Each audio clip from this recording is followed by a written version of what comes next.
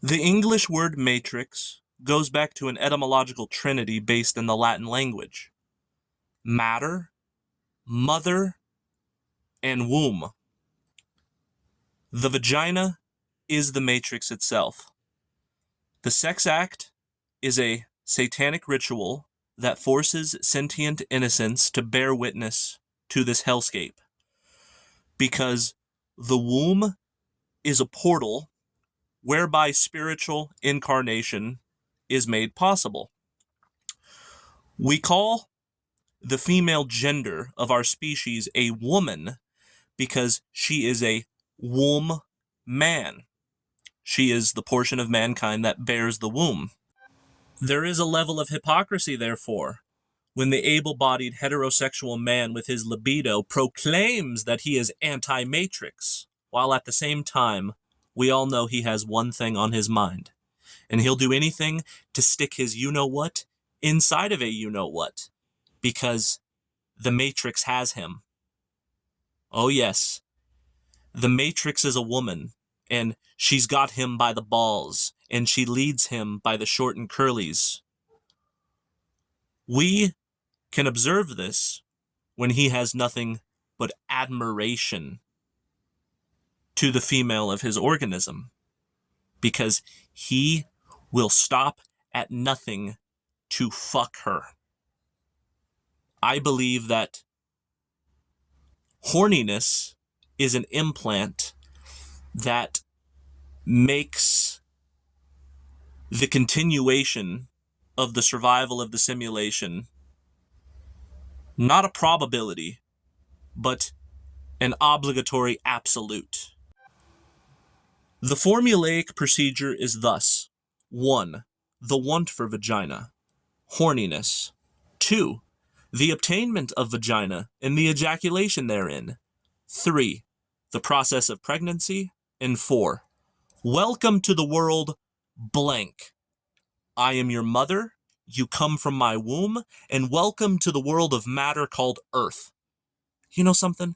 I've always despised the word Earth because it sounds so benevolent. I think it's a mind control term, because when you say the word Earth, it sounds like it's not such a bad place. But here is how I would describe most accurately what this place is. This is how you say, I need to take a shit in sign language. That's what this place is. And nothing more.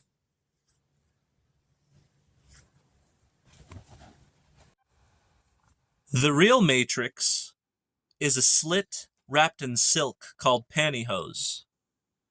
Oh yes. When my neighbors the other day were making a spectacle of their fuck session, I hear, "Oh, my pussy! Oh, fuck me! Yeah, daddy! Right there, my pussy! I'm gonna come! Fuck me, daddy! Oh! Oh!" And I was thinking, wow, the Matrix has you. The Matrix fucking has you. But to be fair, who doesn't the Matrix have, huh?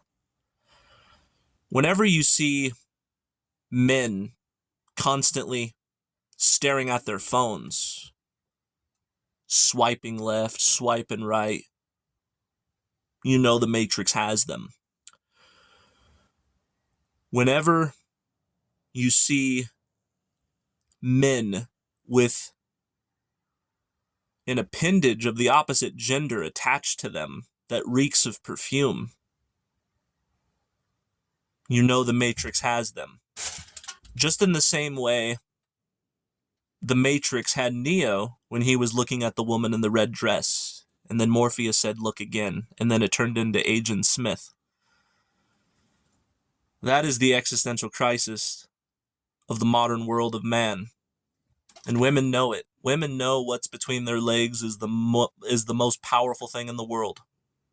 Even more so than money.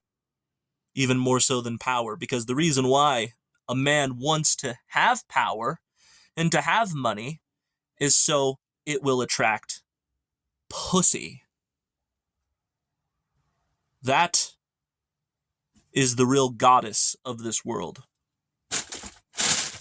Think of the word matriarchy. There's, when it comes to monotheism, it's always been patriarchal in nature. But no.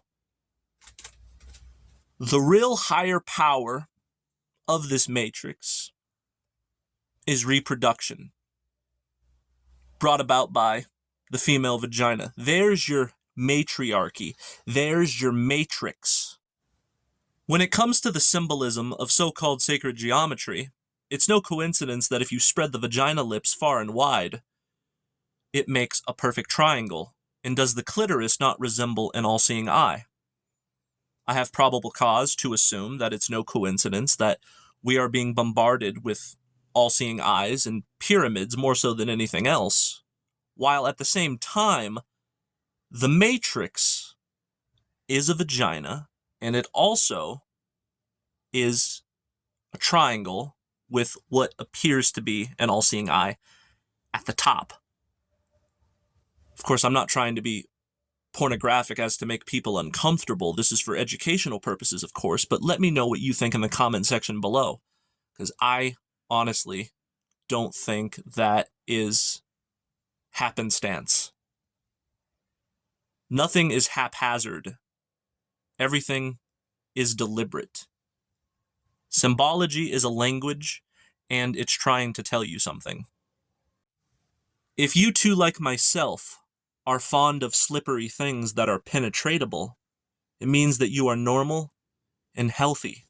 However, because of the law of the pendulum, we must keep in mind that whatever produces the most amount of pleasure will precede the same modicum of pain. That which seems good at the time has an evil far worse waiting for you around the corner. How many times have you said, I love her, and then 2 months later you say she's a fucking bitch, I hate her, I never want to see her again? Is it any wonder why, when we refer to our love affairs of the past, which are dozens, we say they are our exes? Because that's how it always ends. It always ends in referring to them as exes. So, what I do is I never fall in love. And if I feel that chemical called oxytocin that makes me feel those types of emotions, I put it in check right away, because that's how you know, more so than anything else, that the Matrix has you. When you fall in love with a woman. Because let me tell you something.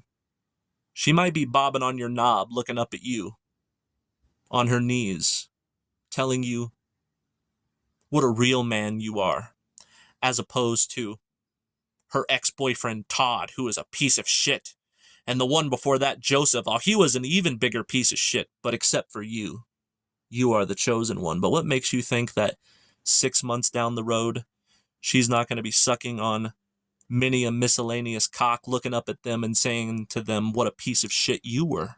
What makes you think you're going to be any different? Let it be known that I am neither for nor against monogamy. I don't encourage it, but I neither discourage it either. If you are in a relationship where both parties involved are happy, I say more power to you, and I hope it stands the test of time. However, for myself, one too many times I have watched my beloved miniskirt disappear into the horizon to go fuck a stranger that I despise. And I say no longer. I refuse to waste my time in the pursuit of love and sexual gratification, because that means the Matrix has me.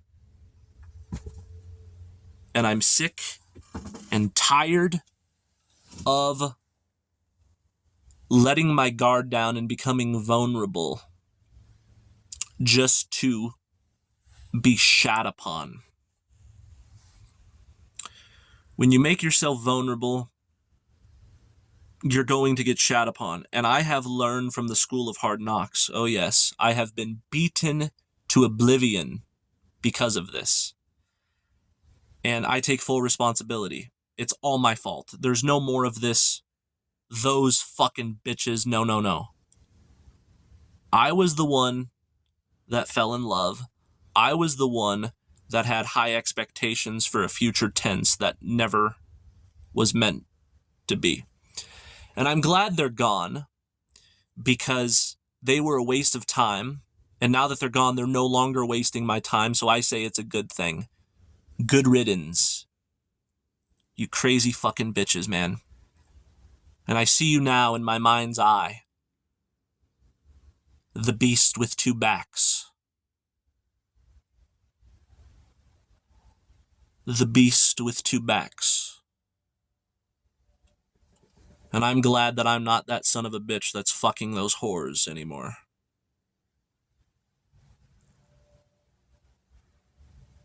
I am so glad that I am not the son of a bitch fucking those whores anymore. Let them be somebody else's problem.